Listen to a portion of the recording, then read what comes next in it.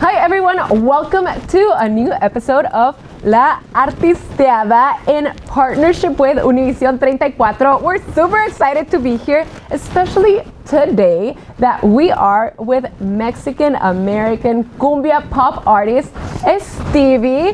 Woo!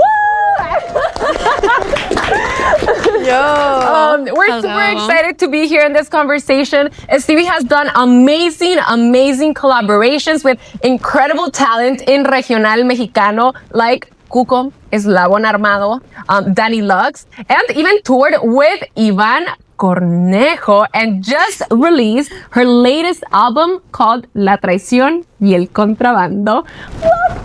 Another clap. Yo, I love that there's a live audience. I've never done this before. This is cute. But thank you for having me. Thank you for that intro. And we usually like to start with a question that I'm like, some people take it super simple or some people take it super deep. I'm scared. Who is Estevie beyond the cameras? Yo, who is Estevie? Estevie is Sarah when no one's looking. Because my real name is Sarah. Okay. And I feel like honestly, Estevie is kind of like un personaje que he creado para mi música. Kind of like an alter ego that you kind of have to like tap into it when you go on stage. And honestly, I see like Estevie as a character where I can like dress her however I want, or dress myself however I want, and just sing about the things that I want that I feel like me as Sarah, like I wouldn't necessarily do, because honestly, I grew up being kind of shy and like being literally a Sarah. Like when you think of Sarah, you think of like a shy girl, no sé, una niña tímida. Changing my artistic name has really helped me build like a world I wouldn't necessarily have gone into if it weren't for that character. Wow, I love it. I've heard a lot of interviews with artists that like talk also about like their stage and who is this person, and this person's confident and this person does that. I'm like, oh my gosh, I think that us as like everyday human beings should do that too, you know? Because I do think that you like put yourself out there with kind of like a performance, but it's still you. Like you have to push yourself to be that person. But specifically for you, like I want to talk a little bit more about your upbringing growing up, because you've been an artist for quite some time, even though you're very young still. So I would love to talk about like your inspiration when you were young, like growing up. What was your inspiration around you? Like also being Mexican American. I know you've talked about regional mexicano being like a sound that you like music that you heard with your parents, but also like growing in the States, like R&B. So tell us a little bit about that. I've been singing for quite a long time. I'd say 10, 11 years almost, like a long ass time. I'm sorry, can I say those kind of words?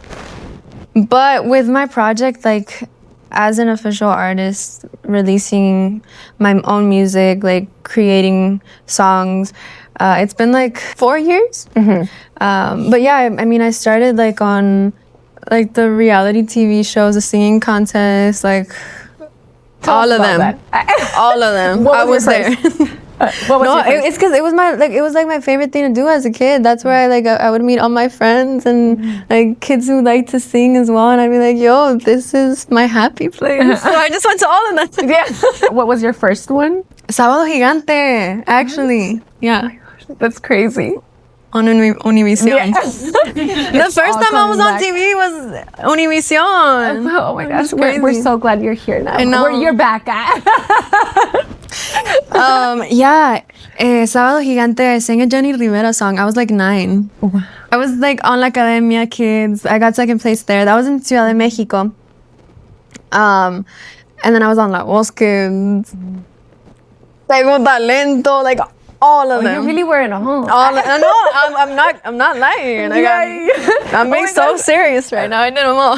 That's crazy. But I also remember reading in an interview that you like were bullied into learning Spanish. So I would love to talk about that, because I think that a lot of like Latinos in the States may relate to that. To like, you know, you speak Spanish with your parents, you speak Spanish with like the people close to you, but in your everyday life, you are here, so you don't really need it for school. You don't really need it in other places, but you had to like go through it. And us Mexicans can be a little harsh, you know? So can you talk about that, what that was? One of my favorite times being bullied. No. I just say I was being bullied, but it wasn't that bad. It was actually in one of the TV shows in Mexico City. I was 11. I spoke Spanish, but like I was a no sabo. So it was like pretty bad Spanish. So I get to Mexico City, y pues allá hablan, you know, super bien en español, like crazy Spanish. And so I get there and I'm just like, you know, with all my no sabo words, and the kids thought it was funny. I remember one time I was on the show and one of the judges asked me like, how does it feel to be Mexican? And I was like, ser mexicana es lo mejor que me ha pasado. Y arriba México! Yo, I like, my family still clowns on me for that till this day. I cry about it sometimes still. You're like, what is it? It's sort of the culture, you know? Una risita por aquí, una risita por allá. No. Like, my cousin did a whole video recreating that. Oh my God. She's like, arriba México! Anyways, but that helped me ayudó, you know, el bullying de eso, and me puse las pilas, me puse al corriente con todos los mexicanos de la Ciudad de México para pues ya hablar bien el español. And honestly, if you're an Osabo kid, I encourage you to continue learning Spanish or continue learning English if you're from Mexico también, because learning 2 languages is like, it's like a superpower. I honestly feel so like, it gives me a lot of confidence, and I just feel like it's so helpful in like all areas of your life, not just like if you're an artist and you have to do interviews. Yeah, so, no, it really is a superpower, and I think particularly like when you are maybe being a creative, I think that I'm like, I speak 3 languages. I also learn Portuguese, but I think that like in me learning like Portuguese, something that I like, it opened my eyes to, oh my gosh, like you really like have like an open door to a completely different way of being. Like even with creativity, I'm like, oh my gosh, I'm fascinated with what Brazilians are doing. But it's something that like, if you don't like push yourself to like maybe fail a little bit or fail a lot, you don't get the chance to like see that. But also, you make music in Spanish, so I would love to know a little bit about like what your relationship with the language has been throughout time when you started like making your own music. Over the years, I've embraced it even more. I feel like growing up Mexican American, or like anyone who has 2 cultures, like who feels that they're in the middle of 2 cultures, will go through the situation, and probably a lot of you have gone through it as well. It's like deciding what side you should be on, you know? Like, so, like, I'm sure you've heard of, like, the saying of, like, no soy ni de aquí ni de allá. And it's like, honestly, we're not, like, completely from Mexico, but we're not completely from the U.S. either. So it's, like, this weird space. And growing up, honestly, that, like, really confused me a lot. And especially for my music, because I grew up singing regional mexicano. Like, that was the very first thing that I learned how to sing. I also listened to pop music, and that's like what I also wanted to do. But I don't know, I just like felt like I had to pick one or the other. And it was like this weird middle ground. And I feel like now music has evolved to a place where it's like you don't have to choose. And I think that's so, so beautiful, because as people, we have like so many different colors. We're not just blue. Like, we don't just color in one color. Like, we don't just use blue or red. Like, we want to use orange and yellow and all these different colors. And I think music is the same thing. Like, I don't just want to sing in Spanish. I want to sing in English too. Or I want to make pop music too. Or I want to make a reggaeton song. Or I want to make a tribal. Or, you know, I want to make a corrido. You know, so it's like, it's really beautiful, like the stage where we're at in music right now. And I hope to see that flourish in all of these upcoming artists. What marked that shift of you becoming Estevie? I was really like at a very low point in my career, and honestly in just like my life. I felt like obviously everyone goes like through high and low moments, especially artists, you know, like we're not always gonna be at the top. But it was like a moment where I was just feeling very confused, and I don't know, I was just like debating on whether or not I should continue with music. And soy muy creyente, creo mucho en Dios. And so I was like, Diosito, what's up? Do you want me to continue doing this or not? Like, give me some kind of sign, or ¿qué hago? If not, I'm just gonna go work at Starbucks. But yeah, and then sure enough, like I started watching my videos from when I was little. And I know I don't really like doing that. Like it's weird watching old videos for me. One night I just decided to rewatch everything. Like I just like went digging for all the videos, and I came across one of my videos from La Academia, and Alicia Villarreal was one of the judges there. I remember she performed this song called Ay Papacito, and then I saw that video pop up. And I was like, yo, I remember her performing this when I was 11, and it was such a vibe. And so I clicked on it again, and I was like, I'm gonna rewatch it. And then, I don't know, like something just clicked for me in that moment. And I was like, why aren't people making more cumbia norteñas? It was a cumbia norteña movida. I was like, why isn't there more? Because there was like a moment when cumbia norteña was very popular, like in the 80s, 90s, early 2000s. And it just kind of like went away for a little bit. And so the next day I had a studio session. Excuse the ignorance. We're going to go on a little like commercial of a little bit deeper. I know generally like cumbia. What makes a cumbia norteña? Oh, okay. Pues cumbia norteña es como Bronco, Grupo Frontera. Like they use it. It's particularly different with the drums. It's like a little tiny difference between the drums and like a regular cumbia, like a sonidera, which is a different type of cumbia. Mostly with the drums, and then there's more like accordion, more acoustic guitars, bajo quinto. Just like the musical that elements. was a great explanation.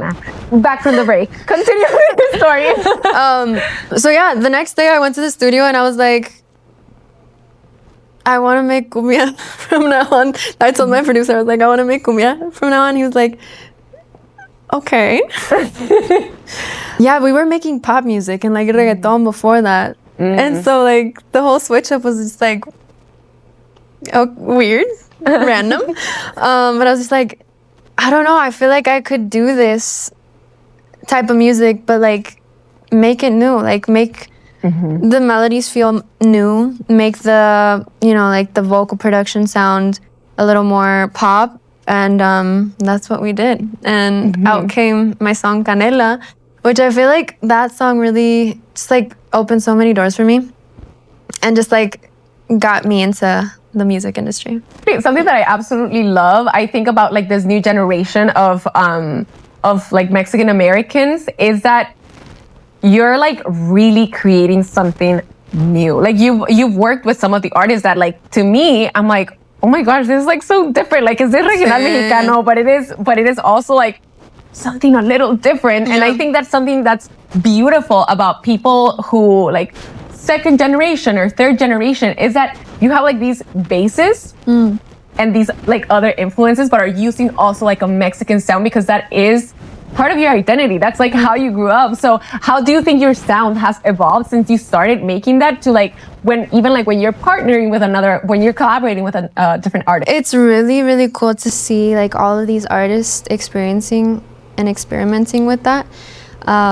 I feel like there was a moment in Mexican music where it was just kind of like dying out because no one was really changing it up. And I feel like in order for something to keep growing, in order for it to continue to evolve, it has to be in constant change. And I think that's what this generation has done. They took something that was familiar, but they, you know, gave it a new twist. And that's why we saw this like whole movement with los corridos tumbados and, you know, the sad sirreño and like the cumbias as well. Stuff that we're very familiar with, but, you know, it does feel really new. It doesn't feel like we're like replicating something that already was. And that's the beauty of music, you know, like it just gives you these opportunities to create whatever you want. Probably my favorite thing about creating music is that like there's endless opportunity, and the amount of creativity is just like endless. Yeah, you know, I think it's interesting that you talk about like how it was dying out, because a friend told me that with like rock, that people in that space, I am not part of that space. People say that it's also like on its decline because people are just like so like, this is what rock is, and like you shouldn't, like anybody who tries to do something different, it's like it's not rock. But it's true, you know, like things evolve, things change, and things change because of like your influence, where you're at, the people that you're surrounded by. But now I want to talk about your latest album, La Traición y El Contrabando. Can you tell us about like the inspiration? Why did you decide to make this very cumbia? La Traición y El Contrabando. I feel like that's a crazy name. Well, how did you come up with the name first? So like this whole process of creating this project has been like super different from what I'm used to. I'm used to writing about my life and just like the things that I experience or the things that people around me experience. And for this particular project, I decided to write from the perspective of not my eyes, but like a character in a novela, my favorite novela, which is La Camelia La Tejana. Or it's because it's like a story. Well, no one knows if she actually existed, but like there's a song about it, de Los Tigres del Norte, which is called Contrabando y Traición. And so there's a lyric in there that says La Traición y El Contrabando. So that's kind of like, you know, referencing Los Tigres del Norte. Like the whole project came about because I was thinking of Camelia and like the possible emotions that she could feel in different situations. Are you like your only songwriter with all of your music, or do you like work with other people to develop kind of like the storyline? For this project, like it's also been very different for me because I also tried to collaborate more with other people for the last couple of years. Like the last 3 years, I had just been on my own, writing with like the producer and me, just like 2 people in the room. Very just like closed when it came to like expressing myself with other people. It was like very hard for me to like even have a family member or like a friend in the room with me while I was writing. And so that's crazy. I have to pause because that's crazy because, well, maybe because you are constantly exposed to like different audiences, like also on social media. I'm like, I would think that like, oh, you don't get nervous. Like anybody can be in the room and you're gonna like be creative. But that's interesting. Why do you think that happens? Making music it's intimate. Like it's very personal, and it's hard to put your feelings out there and express your emotions in a song. And so especially when it's someone that I know, not so much when I don't know the person personally, but when it's someone that I know, I'm like, I feel weird just like saying all this stuff. I'd rather just like finish the song and then show them later. But yeah, for this project, I tried to kind of get out of my comfort zone and start collaborating with other songwriters, and I feel like I love it. Like I love it so much. It's so different from creating by yourself, and I feel like creating by yourself is also beautiful, but just bouncing off of other people's ideas and having like this energy created while you're making a song is really, really cool, and it's something that I've been really enjoying. Since you talked about like a novela, like this is inspired by a novela, are you in your main character era? Girl, I got my main character coat on. No. Honestly, not so much. Not so much because I feel like I've felt more main character vibe in my other projects, and what I'm working on now, these couple last days, because it's always like me, like my world, my everything. And for this project, it was like stepping out of that for a second and just like seeing what's up with other people, seeing another story, like creating from another perspective and like stories that I haven't lived before. Maybe you feel like you are like the writer of a show rather than being like the main person when, you know, it's like a lot of creative power, but it's not yourself. And okay, so let's imagine that this novela, you're casting people for like your album is a novela. Who would be, I want to know, like, who would be the protagonist? Who would be the villain? And I don't know if y'all watch novelas, like all Mexican novelas, but does it end in marriage? I mean, is it a novela if it doesn't end in marriage? So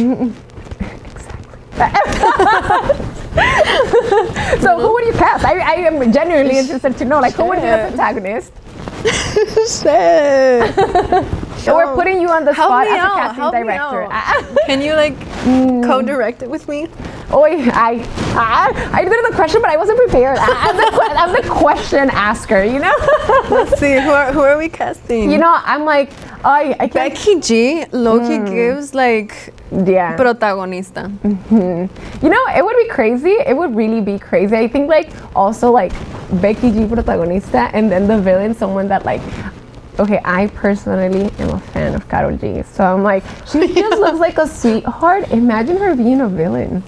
I just can't, you know, but I'm like, that is probably a horrendous casting director, because usually you want someone that's like giving that energy, but you know, I don't know, something Karol G is a good actor too. She was like on a novela. Yeah. It was a novela. No? Yeah, a TV series, I think. I just call everything novela. Everything is a novela. My life is a novela. Okay. Who else? Who else do we get in the mix, y'all? Bad Bunny? I would love to now talk a little bit also about like the industry. I'm like, I think it's like, you know, the music industry is interesting, and specifically like with regional mexicano or like these like different genres. Just a couple of weeks ago, the Latin Grammys were on and everything was great, but there's also something that I really want to talk about that I think is also important to talk about. So I can't remember exactly all of these categories, but for Best Música Mexicana album, for Best Banda album, Best Cumbia album, and Best Tejano album, not a single woman won. And I think it's important to talk about it, especially because you are a woman that like dabbles in these different genres. Like, what's your reaction to that, being in this industry and like growing in this industry, what you're seeing around you? What's your reaction? What's up with that Grammys? That's my reaction. Yo, what's up? What happened? ¿Qué les pasó? You're like, we're here. We're here. For women, like the whole regional space, I feel like it's in a weird, awkward like space. There has been like a couple of different artists who are females and who have like kind of dabbled in the genre, but I feel like there hasn't been a moment for us yet where it's like, okay, las mujeres estamos aquí presentes en regional mexicano, and honestly, I feel like it's gonna happen. I feel like it's coming. Lo estamos cocinando. We're brewing. Estamos maquinando. But I honestly do believe that we're gonna have a big impact on regional music soon, in the near future. Pero sí, es cuestión de encontrar what is it, you know? Este año no sucedió, pero nos van a ver ahí en las nominaciones Grammys. As like us, La Artisteada, as a creative community, I always like talking about support and like how the community can support, but also as a woman in the industry, from what you've seen, how do you think the industry can better support women in these different genres? You know, as a fan, if you want to support a female in regional mexicano, sharing our music always helps, like telling people, word of mouth. And if you're in the music industry, well, giving us more opportunities, you know, executives, agents, what's up? We know you got the slots. So put us in.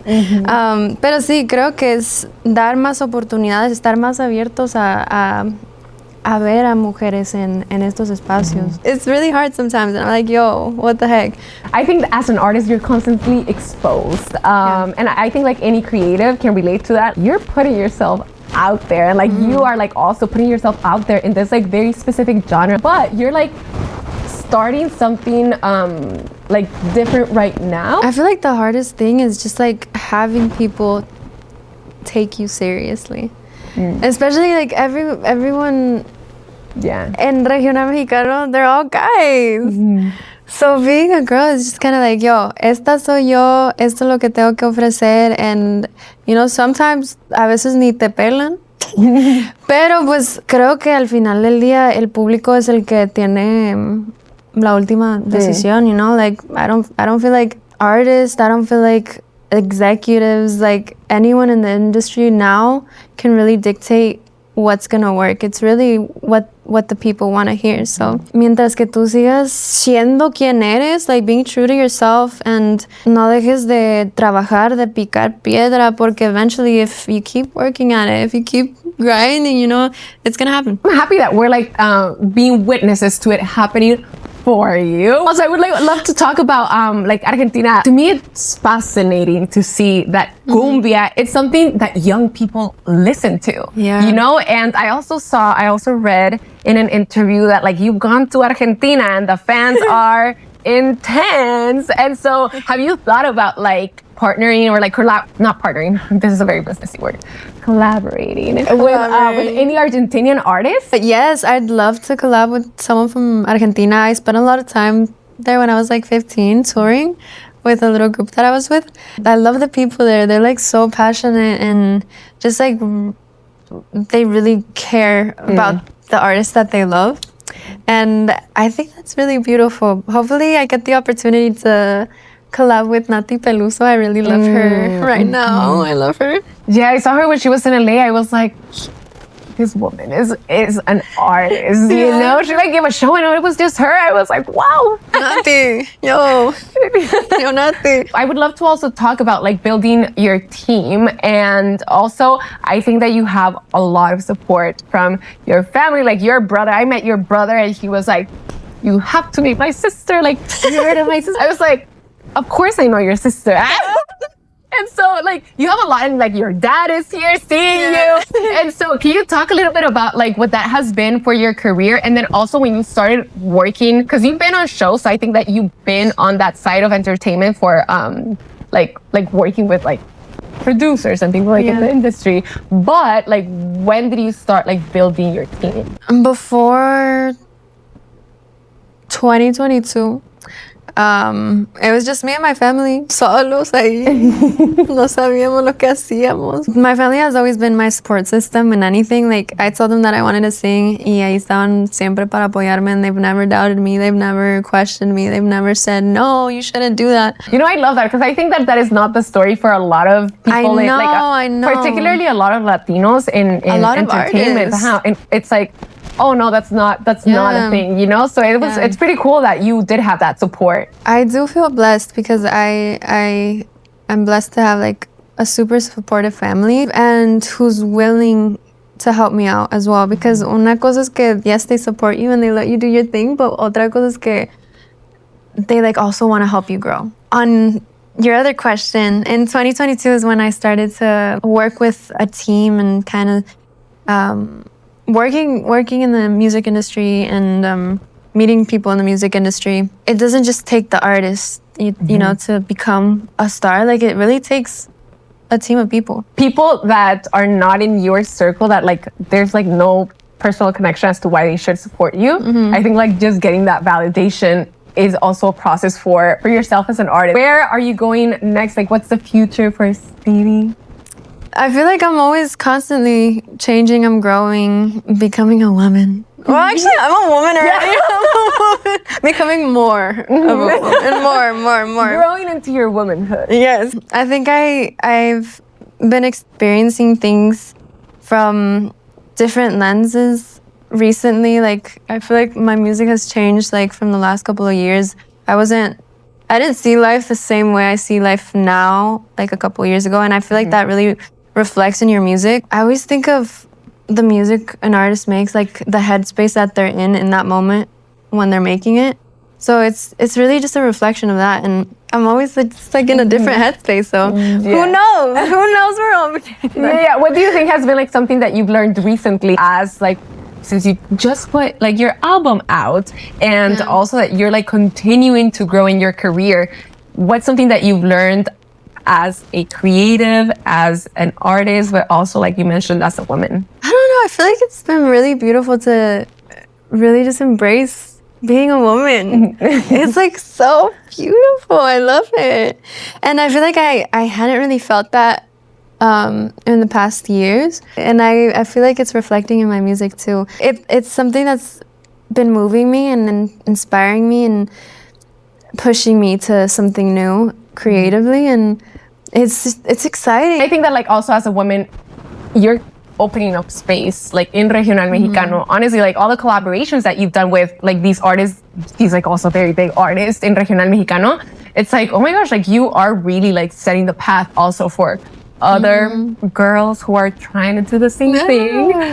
So that's really exciting. And how can the community here support you? Like right now you mentioned that maybe you're not, I don't know if you can talk about what you're working on now, but like how can like the community support what you're doing, the creative community here in LA? What's next for me? Pues seguir sacando música siempre, you know, that's always, I feel like now we live in such a like fast-paced industry that it's just like, you gotta be constantly on your hopefully some collaborations, shows, and honestly, if you guys want to support like your favorite Latina artists, go to our shows, post our music, share our music with your friends, you know, it's the little things that really help a lot. As a creative, it's really hard. Like even if you have the support, even if you are at a stage where I think like from the outside we know like, oh my gosh, you're like so big in LA, but I think, you know, you're human too.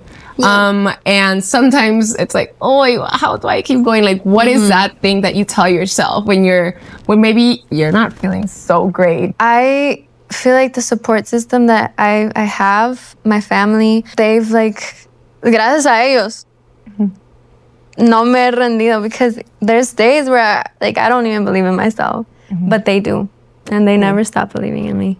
And so having them there is what keeps me going. And I think it's important for everyone to like find that support system, even if it's not like a family, if it's a friend, if it's, I don't know, your therapist, or you know, I think it's important to have people there who are gonna push you to continue, because sometimes let's be honest, like there's days where you're just like, yo, I'm done with this shit. What is your family's all-time favorite song?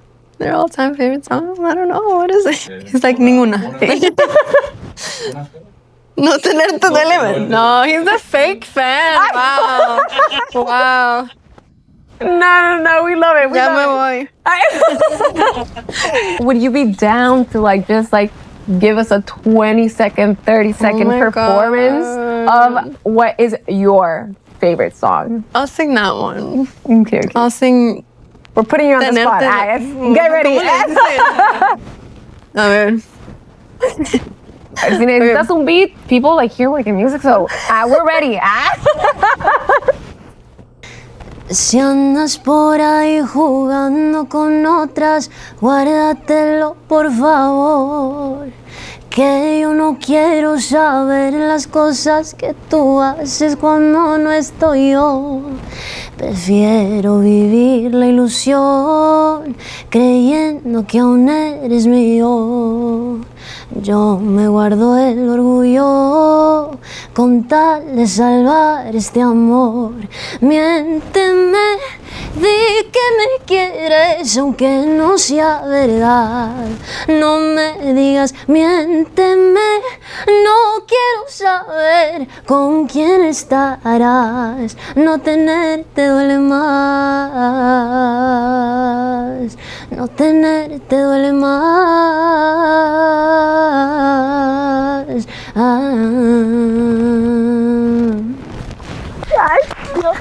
angel. That's so good. Oh my gosh, I love hearing artists sing live because I'm like, oh my gosh, my body's just like, oh my gosh, that's so beautiful.